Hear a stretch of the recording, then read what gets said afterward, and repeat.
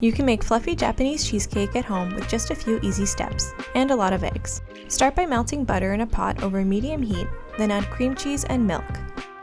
Bring this up to a simmer and stir until the butter and cream cheese have melted and combined with the milk, then set aside to cool slightly. Now whisk 8 egg yolks, yes you heard me, 8, until they are smooth, then slowly pour in the butter and cream cheese mixture while whisking continuously. Next, sift in flour and cornstarch. You want to make sure there are as few lumps as possible, and sifting the dry ingredients is the best way to accomplish this. Whisk that all together until just combined, then set aside for later. Now in a new bowl, whisk 13 egg whites. That's right, 13. I told you you'd need a lot of eggs. You'll want to use an electric whisk for this, unless you're a professional arm wrestler or you just like a challenge, because these need to be whipped until stiff peaks form.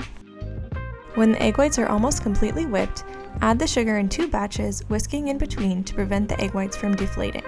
Now combine the egg whites with the egg yolk mixture by adding about a quarter of the egg whites at a time and gently folding with a rubber spatula until they are all mixed in.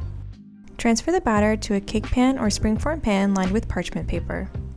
If you use a springform pan like we did, make sure you wrap the outside with 2 layers of tin foil to prevent the batter from leaking out.